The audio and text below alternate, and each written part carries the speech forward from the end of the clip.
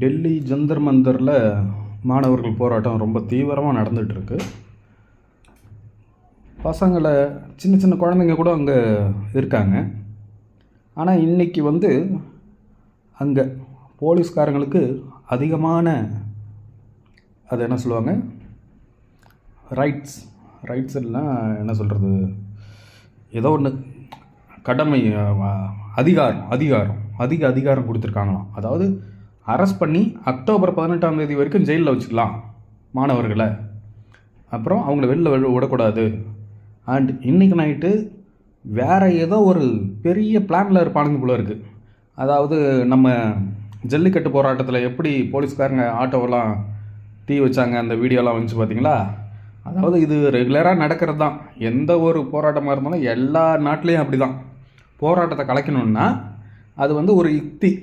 போலீஸ்காரங்களே ஆளுங்களை செட் பண்ணி உள்ளே அனுப்பிச்சு பண்ணுவாங்க. இது எல்லா நாட்டிலையும் நடக்கிறது தான். ஒரு சாதாரண ஒரு யுக்தி, அவ்வளோதான். அப்போ என்ன பண்ணுவாங்கன்னா, உடனே போராடினவனே சொல்லிடுறது, ஏண்டா நீ தானே தீ வச்ச. இதோ இன்னொரு வீடியோ பார்த்துருப்பீங்க. ஒரு 4-5 பசங்களை ஒரு போலீஸ்காரர் கூட இல்லை, போலீஸ் டிரைவர் அந்த ஆள் மிரட்டுறான். 50 கிராம் பவுட்ரு உன் பாக்கெட்டில் வச்சுட்டு உன்னை உள்ளே வச்சுருவோம். இந்த படத்தில் வர மாதிரி இன்ஸ்பெக்டர் கோவிந்த் மாதிரி மிரட்டிட்டு இருக்கான். இவன் உடனே ரொம்ப பயந்து போய் அழுகிற மாதிரி அழுதுகிட்டு ஒரு கிண்டல் பண்ணிட்டு நக்கல் பண்ணி சரியான ஃபன் பண்ணிட்டான் அந்த பையன். அந்த வீடியோ பார்த்தேன்.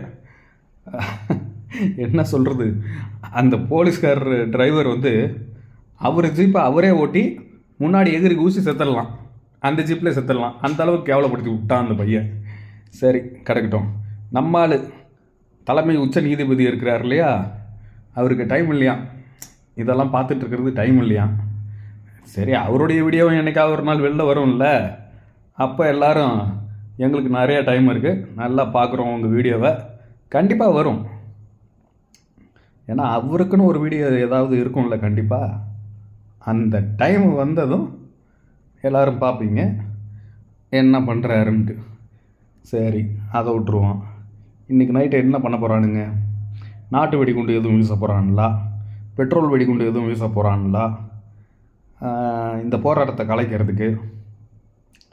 நீங்கள் என்ன தான் பண்ணாலும் இன்னும் இது தீவிரமாக தான் ஆகிறதுக்கு தவிர, ஒரு சின்ன ராங் மூவ் கூட மொத்த நாட்டையும்